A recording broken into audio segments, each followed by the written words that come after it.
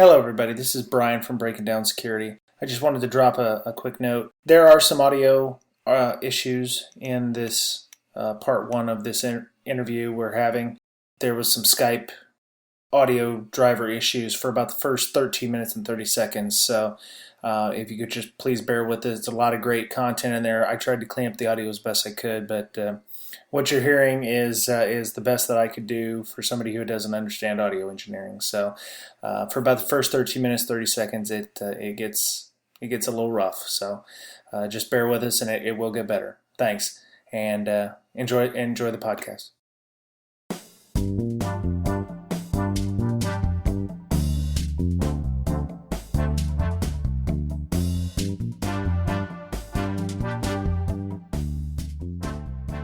Hello, everybody. Welcome back. This is Brian and Mr. Betcher for Breaking Down Security. Yo. This week, we have a very important, very special guest this week. He's in our green room. He just got done having some chimichangas or something. It's Mr. Michael Gough. We interviewed him earlier this year about malware, and he's coming back to talk about his thoughts of the latest security cons and, basically whatever we can get out of him on the malware field. Welcome, Michael. Brian and Brian squared. I like the regex better. BR. Or is it square? Is it Square Brian? Maybe it's Square Brian. That's what it is, Square Brian. That's right. Yeah. Yep. I feel kind of nervous talking to Michael on Skype. You know, he is the Skype me guy. Oh, that's right. There's the book. There you go. That's right. Oh, he's got a book. Is there a second edition that has... Hell no. Microsoft don't. I'm not going to do anything with it. Oh. Yeah. I wrote this one afterwards, so I know a little bit about that subject too. Video conferencing over cool. IP. Okay. So you wrote all these books, and yet you can't make a nice secure VoIP that doesn't require like a Silk server or anything like that? Hey, I just report the vulnerabilities. I don't try to fix them. Ah, those who can. That's right. Teach. So last time we were with you, the big bad Target breach occurred, and things really haven't gotten much better in the malware front, has it? We've had several breaches of note in the past few months. Few weeks. Hell, I don't know about you, but I kind of like ice cream with my malware. So malware, you go to Dairy Queen now. That's true. We've had SuperValue. UPS had some issues. Just recently, some things you can't confirm or deny. Some gaming networks have had some issues. Dairy Queen, we got 1,000 retail. Dairy Queen. Yeah. So quite a few people are starting to come alive and realize they're infected by being notified by third parties. That's the sad part is, over 90% of these people, probably closer to 95 to almost 100, are being notified by third parties. That's a sad day for our industry because that means, the three of us are not doing a good job detecting. Well, the two of you. I'm doing a great job. I don't know about you guys. We're not infected. We're good. Are you looking? Absolutely. That's right. Yeah, it's been a busy business time for the credit card people for sure, and obviously some the back off malware that hit those 1,000 retailers has been quite busy. Pretty unsophisticated malware. If you just looked, you would find it. So that's been keeping our industry definitely busy. Well, that's the thing. It doesn't have to be really sophisticated. It just has to be hard enough to actually, to be effective. That's right. Yeah. And for the most part, they don't even try to hide it. Quite frankly, the places they're putting this malware, it's right smack where it should be from an ease of infection perspective. It's just that it has a function that, due to the high retail traffic, allows them to skim quite a bit of information before they're caught because they tend to siphon in bulk and then sell, and that's when the detection occurs. Hey, I lost a bunch of credit cards. Yeah. It must be fishy here. So let me ask you a question. We're going to be bouncing around a lot tonight because it's going to be a lot of stream of consciousness stuff. We had that report about the gentleman who had 500 million credentials on the internet or credit card numbers and all kinds of PI and everything. And some people were saying, it's a hoax. He's got old breach stuff, stuff left over from Adobe in the past and whatever. And then he immediately started monetizing it, which automatically sent up a red flag to me as to, is he really trolling people? Because the other thing was he was suggesting you put email address in to find out if you'd been hacked or not, which sounded, I wouldn't. That's not something I would expect a regular person like you, for instance, to do. Yeah, I would venture to say that the information is accurate. Let's just say I'm seeing information that would indicate some fairly large number of username and passwords are being used against various companies. And so I think it's fairly certain that something large did leak. 1.2 billion is a lot, not unrealistic. How many email accounts do you have? I've got a dozen or more, thanks to all the B-sides work and all the other oddities that I have to do. Yeah. So, that's not unreasonable that it total is down to 1.2 billion from the 4 billion that I originally found. Yeah. But yeah, he's claiming that he's paying for the services to host and look up the passwords. So if you go out there and look at his website, well, first it's Russian, right? It's not like on some Russian network or some Russian provider. So, you take that with a grain of salt. yeah, well, the security firm that found it's out of Wisconsin. Oh, And okay. Well, that's you can better. actually go to his website, and if you hash your passwords and then upload them to his website, then you can look to see if your passwords are in his database. So, not a great thing because as part of the browser, it will encrypt something. But nevertheless, why not just say, "Here's my email address. Do you have it in your database?" Yeah. Right. Instead, he's charging for access to do bulk lookups for companies, while the companies get notified that they have an issue.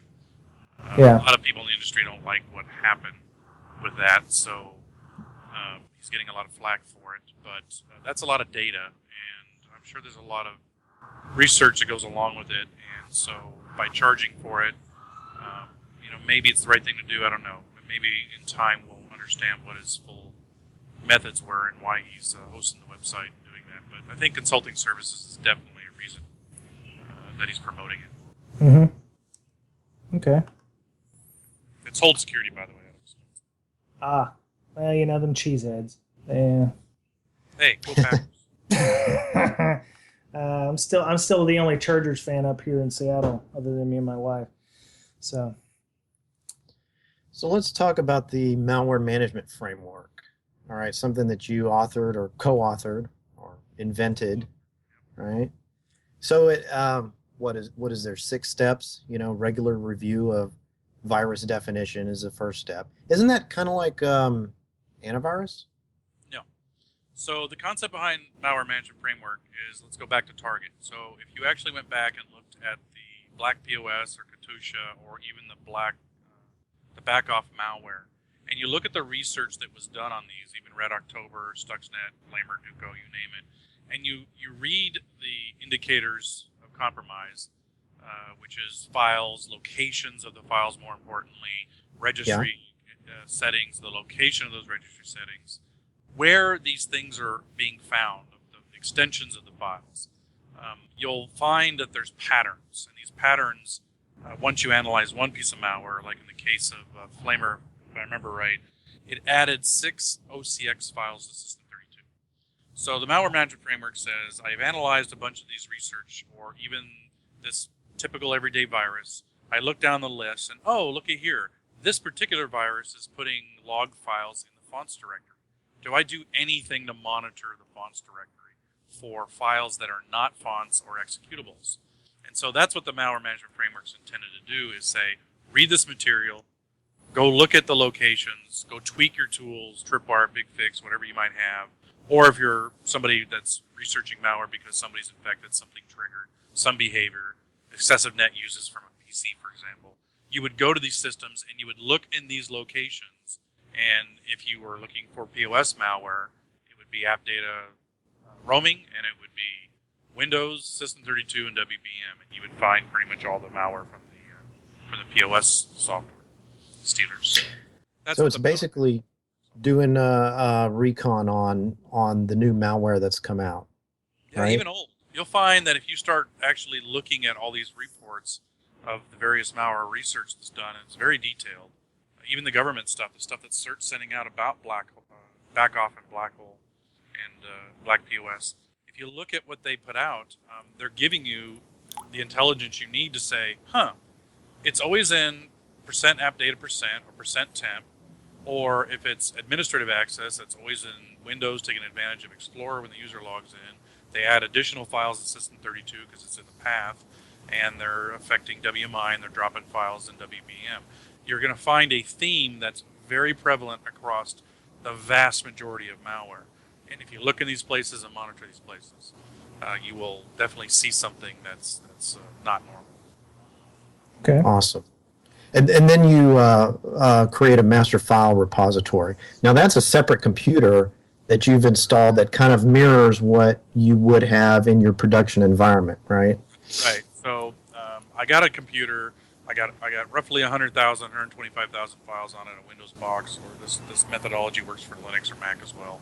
And I scratch my head and I say, well, I've got 1,000 users, and they're all running Windows. They all have Microsoft. In theory, they're all patched to some level. So if I could exclude all those files, what's left? Drivers from the OS, the OEM, right? The OEM drivers. Mm-hmm.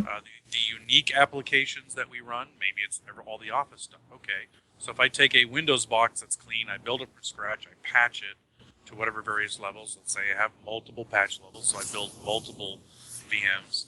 And then I add all my applications to it, and I put my Office and my Adobe and my Foxit and my WinZip and all those programs on it.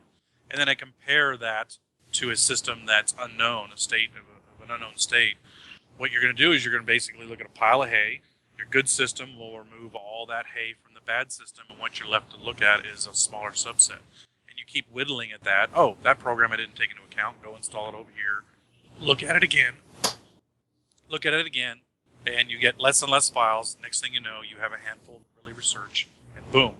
If your system's infected, there's a very good chance one of those files is malware. So this master file repository would be similar to how the CAs do their protection of their private keys, right? They're supposed to have this in a system that's not networked. It's supposed to have additional safeguards on it, access control very limited to 1 or 2 people at the max. I assume that's how this is worked. You want to make it like the Fort Knox for your comparisons? Exactly. Unlike Bit9's little faux pas with their VM and their Bit9 signing certificate loss when they got popped by malware. Yes, you want to keep this thing offline when you're not using it. You can burn those results to a CD, DVD, thumb drive, whatever you're comfortable with. It does not need to be on the network except for the times that you're going to go ahead and do. I recommend using Sakina PSI, for example. So at home, if you put Sakina PSI in this thing, you're going to keep your MFR up to date. You're going to tell it, oh, there's a new version of Foxit. Okay, install it. And then you unplug it from the network. Just basically plug it in, patch it, unplug it. And then harvest off all the hashes or whatever mechanism you want to use. And yeah, you just keep building it. So it is the master, much like a CA master, or much like a code repository might be for a company as well. All right. And then you use a scanning tool to scan on all your servers and do an analysis of the scan. You compare that to your MFR, right? Yeah, so if you want to script it, you're basically doing, SHA-1, all the files. You can do a whole subdirectory. You can take the output of that and then compare it against a system that's your unknown, your unknown possibly infected system. And it will eliminate part of the SHA-1 program, is it can compare on a file-by-file scenario. So you got a big list, it makes a file. You take that, you run it against this other system with that file, and it will ignore and only spit out the hashes that are different. You can script it, but of course we also, my same partner that invented this with me, we have a tool for it, the Malware Sentinel, as it's now officially called. And it's a free utility premium model, so it's a free utility. You can install an agent. The agent will do all this work for you, upload the results to the cloud, and then you build an MFR, load our agent on that, and then upload that, mark it as a master in the console. It will then eliminate everything for you against the machines that have the agent. And it makes it now, is that the Sniper Forensics Toolkit 2.0, Malware Sentinel? Now, the Malware Sentinel is our official release name for the tool, and so we're starting to go down that path with it. It's still the same model. It's Sniper Forensics is kind of what we call, right? So there's malware discovery, which is the looking for the artifacts, the basic analysis of it that every analyst, beginner to medium to advanced, should be able to do as part of their job. IT people, the people that normally run antivirus in any company, should be able to do this function to say, this is funky. So hand it off to then the malware analysis, where they might go as far as reverse engineering it or installing it on bare bones box and watching command and control callbacks, things like that. Who's that in this scenario? Who's the malware analysis guy? Is that you? In my case, no. You would probably companies would normally have that person. Where I'm at now, yes, that's Right. me. You can outsource this stuff once you find somebody. Mandiant's in this business, Protivity's in this business, Trustwave's in this business. But at roughly $100,000 a week, you want to be able to get very efficient at discovery, so that if you decide that these 100 machines are suspect and that something is fishy, that your network logs, and we'll talk about logs in a minute, do say that something's fishy, you either have people to do it, you hire a person like me to come in, or you bring in a Mandiant, Protivity, or what have you, because you need the paperwork and the report and the share risk scenario that comes along with those providers. So the output for these, for Malware Sentinel, is it in something that's readable, or is it in a binary format? What are we looking at for those? It's a console. It's a cloud-based console that you log into. It's got some fancy graphs and such that tell you, for example, if there's confirmed, known. So, right, there's three kinds of malware. There's known knowns. That's what we're talking about when antivirus finds it. These are signature-based known knowns. You upload it to your AV finds it, or you upload it to VirusTotal and it finds it. So we call those known knowns. There's the known unknowns. So that's more behavior. We know this malware does these things, but we don't know where it is on the disk, right? It's phoning home to port 80. It's using FTP. We see credit card data, or we see the words Amex, Visa, and MasterCard going across the wire because everything else is encrypted, right? That's the known unknowns. And then there's the unknown unknown. We don't want to know anything about the malware. We don't care.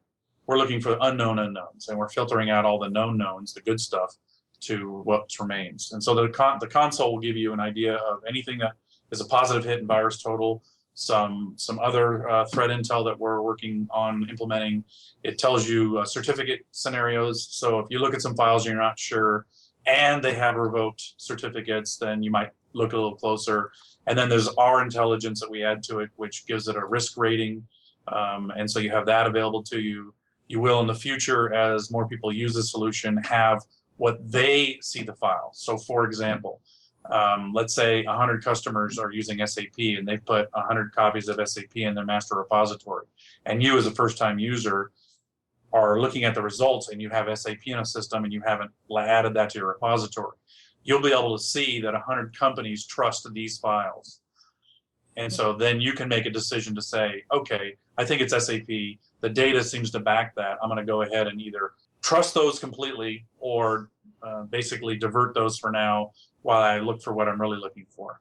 And then you would issue a task, which is another screen on our console that you'd give to an IT guy to say, go install that, or a junior analyst, go find these media and go install it on our MFR.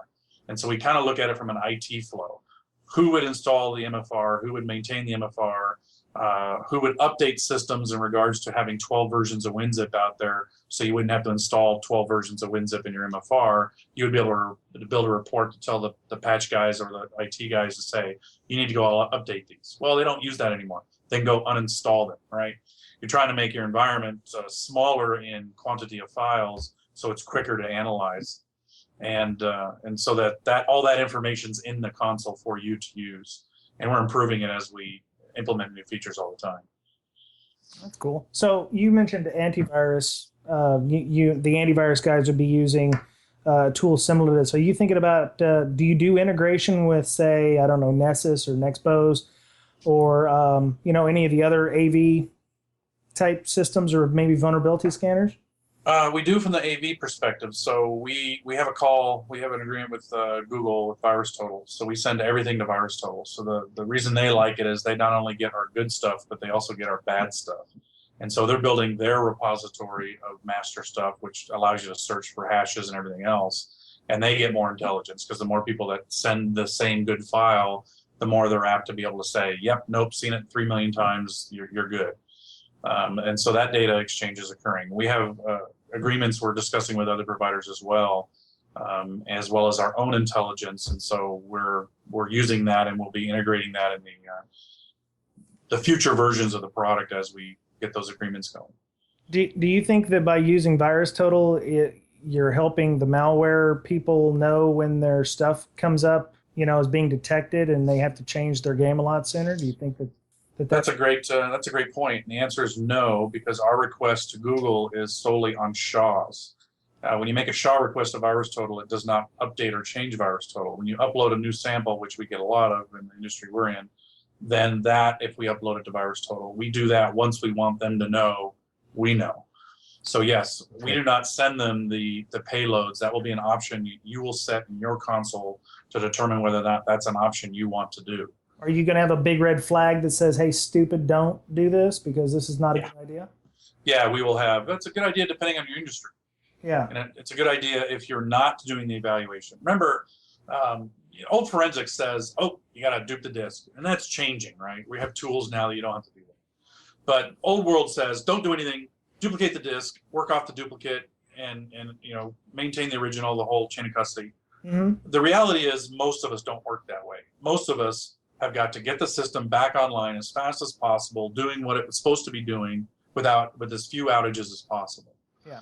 And so our concept is, look, we're finding it. You have basically three choices. Do nothing, which is a bad choice, unless you're certain that it's not malware, which, and by the way, the samples we send to 12 different AV vendors in the course of a major malware that we were involved with, one of them came back and said, this isn't malware. Well, the report from Kaspersky came out, not only is it malware, but it was really bad juju. So you can do nothing, which is really bad. You can reimage the system, which we highly recommend. And so we have this concept, what we call variance. And the concept of the variance is everybody, you've known people that are like this in your industry. Your systems are all alike, but there's these handful of guys that are administrators, and they install everything under the sun, every evaluation copy of every tool, of everything of their area. And so what ends up happening is they have very high variant of files. Their file rate is 250,000. So you have two options with them. Try to figure out what's on that box and add all this miscellaneous software to MFR. Don't recommend it, because half the software, if you look at the installed and last use date, is obsolete. So you, much like old versions, you go around and uninstall it from all the systems. If you say, well, they're using it, then they'll reinstall it as a part of the approved version that's in the MFR. And or you update the systems that way, or you reimage the box. Yeah. And then boom. So you do nothing, you reimage the box, or you uninstall stuff, you clean what you think is there, and away you go. Because how many people really know that their system's clean? Yeah. Right? That's the big question our industry is unable to answer. Are you certain that box is clean? I can tell you on the systems I deal with, yes. But the average user can look at a system and say, well, I've scanned it with virus scanners, but our detection rate's 3% on virus scanners. So what about the other 97%? Yep. Our solution looks at the other 97% and says, hey, I'm clean because I know there are no files that aren't in my repo. I've gotten rid of these or uninstalled these things, or I validated these other files by whatever mechanism, whether it's an advanced malware guy, a service, or I've exploded them, or I removed them, I renamed them, so something broke, and the user came back and said, hey, such and such isn't working. Okay, I broke this. Okay, cool. I'll rename it, and you're working again. Wow, you're like... Now, is it just executables, or you scan all files? We scan all executable content, right? You do not need to find the logs of malware to stop the malware. Yeah. That's cool artifacts. And from a researcher's perspective, I love them. In the case of the font directory, we have a piece of malware that infects the box, and it writes its log files to the font directory. If you go to Explorer, you look in the font directory, all Explorer shows you is fonts. If you go to the disk and you go to the directory, fonts are executable, believe it or not, but yet there's non-executable files there. Well, what's in the first couple lines of that file? Hey, it's text strings. Hey, that kind of looks like a log, right? I don't care about that. It's a great artifact. What I'm after is the head of the snake. So all the executables, we're looking to figure out where the executable is, what registry key is being affected, kill that, kill the snake, kill the malware, reboot the box, boom, move on. That's sniper forensics. You can opt to go the old-fashioned traditional forensics route. Some people do, but mostly I think 80-20 rule nowadays is fix it, reimage it, give them a new box, move on. Yeah. We operate at the speed of business. We don't try to stop business. Security is enough of a hindrance, some people think. When we interviewed you the last time, you said AV only catches 4%. Now you say 3%. Are you like the doomsday clock moving closer to zero? No, it's our samples. Our samples return to 3% hit rate. Generally, the industry accepts roughly 5. Dave Kennedy's stated 5. We often state 5. It's kind of a round number. because we know that some malware infects memory. There was a recent study by FireEye, I believe, and at DEF CON this year, Black Hat, that talked about some numbers, and they had some graphs. They had lots of graphs of lots of stuff. And the conclusion was the malware-only malware is about 5%. And the only reason ours is 3% in the case of the advanced malware was because they gave us a piece of malware that our AV did not detect, but other AV did detect. Okay. That's the only reason it was 3%. If it wasn't for that, it'd be 0%. Oh, wow. Advanced attacks are generally 0%. They're too new, too rotated, too contrived to have any kind of signatures or any AV detection working at all. Well, you haven't discovered my malware on my 5 1/4 floppy drives yet, so I challenge you to find the boot floppy boot sector virus that I've got. So I've got the fix right here, buddy. It's a pair of scissors. Yeah, that'll do it. Actually, just dropping it on a floor with debris would probably be enough to scram the 5 1/4. So let's talk about your what is it called? Logging cheat sheet. Now, yes.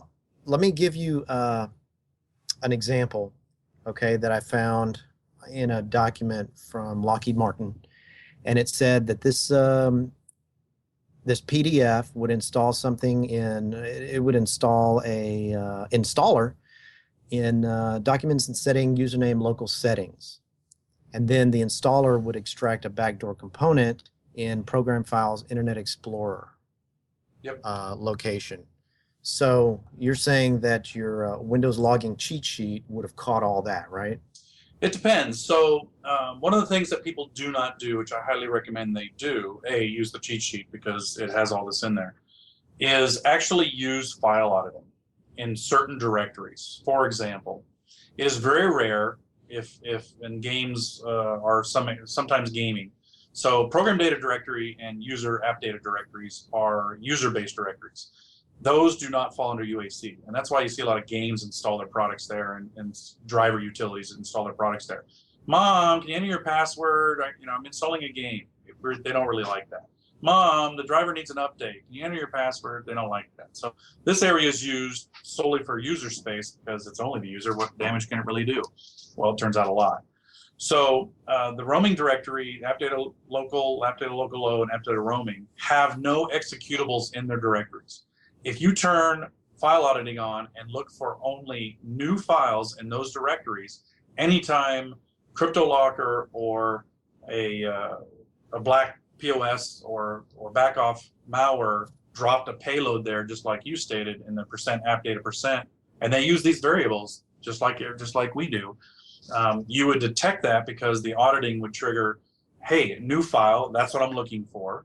And it would send an alert to the log, and you would look for that alert in your logging results, or whatever you're using, Splunk, Alien Vault, you name it. And you would see the trigger of the new file. So for example, being that I write a lot of scripts and do malware research, I've got my entire D drive looking for any new files being dropped. In this case, changes. So anytime I update a script, anytime I drop an executable, like I'm looking for command.exes, any new files, it triggers and I get a log alert in my email. If I so choose, in the CryptoLocker case, I had it page me. Anytime executables in the roaming directory or CryptoLocker was affecting a company that I was working with, I would get paged, so I knew immediately to go look at the problem. So if it was in the middle of the night, because somebody went and read email or opened up a PDF and got infected, I could act upon it. That directory doesn't have executables. It doesn't get updates at all often. Remember, I'm talking about adds, not changes. If you add changes to the System32 directory, you're going to light up your logs like nobody's business, right. And you'll have the issue that Meme and Marcus did. I got 60,000 alerts. What do I do? Well, you learn how to log and you tweak your alerts. So you drop file audit rule on WBEM, C Windows System32 WBEM, C Windows System32, and C Windows only for new files. Anytime malware is dropped in those directories, you're going to catch it from log entries alone. So Windows does a pretty good job of auditing systems, or is this audit part of another program or part of your sniper toolkit? No, it's built into Windows. Now, don't get me wrong. There are ways using .NET libraries and as well as PowerShell to write to disk without generating log entries, but the malwarians generally don't do that. So what we're looking for is as much as we can get, right? We're trying to make, just like firewalls used to be, big, funnels big on one end, we're just reducing the hole on the other end. Sure. And so we're trying to force the malwareans into a smaller and smaller space that they can execute stuff. So there are ways to get around that, but there's behavior that will trigger. They'll have to, once they pop a box, and we believe in give up the endpoint. Forget trying to spend all your cycles protecting the endpoint. Give it up. What's going to happen when a box is popped? It's going to phone home. So turn on your Windows firewall login. Right? Very noisy, but if you have the logging space for storage, then do that. It's going to make a connection from your box. Brian's box is going to make a connection to Brian's box. And so now all of a sudden you have this creepy crawly going on. Well, how are they going to do that? They're going to issue a net use. They're going to execute WScript. They're going to execute PowerShell in the case of the social engineering toolkit. I'll be talking about that at my talk at DerbyCon. They'll be using Metasploit, launching a process in memory. And so these are the things you're looking for, is these behaviors. They'll get on one box, but they are not going to get very far if you properly set your logs as the cheat sheet guides you to do so. They're not going to get very far without making a whole lot of noise. As a matter of fact, there are only 6 event IDs that you would have needed to detect all these large breaches. 6 event IDs. 6. So 6 on one box, 12 on 2, 18 on 3. If I see 18 alerts that generally never trigger in the combination that this malware does, I'm going to say something's going on. So these 6 that you've got are not, they're pretty generic to knowing that you've got an issue, like this process spawned a user, or this opened a socket, or this program opened a socket. Are we talking that specific, or? No, we're looking at processes launched. So you're looking for things that are basically admin tools on a Windows box, or Linux box would work as well. So you're looking for the execution of the net.exe. You're looking for the execution of ping. You're looking for the execution of ipconfig, WSIPs, WScript, cscript, psexec, all those kinds of utilities, PowerShell. You're looking for the execution of those things, because generally in mass, they don't occur unless an administrator is doing something and then the behavior is very deterministic.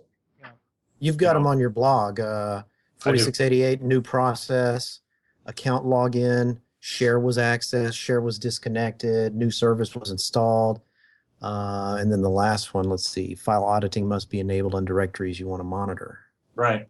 That will catch a lot of behavior of malware and bad behavior, even somebody, dorking around with their credentials, popping on people's boxes and looking around. I can speak from experience because we've let the bad guys, the malwareans, into some boxes, a honeypot we created. We infected them. Mm-hmm. They thought they were back in, and we watched what they did, and we said, okay, are we catching everything they're doing? And the answer is yes. If you actually listen to, and I highly recommend all the listeners as well as you guys go listen to the SANS Deeper summit that they held in Monterey. You listen to the keynote with Alyssa Torres and all those good folks. The one big bash I would have is they jumped immediately from the feds notifying them something had occurred to their environment. So they, even in their training, in their keynote, jumped leaps and bounds to a third party notifying you something's wrong on that IP. They didn't cover discovery at all, which is all the stuff we're talking about. So I think a big fail on SANS part from that perspective.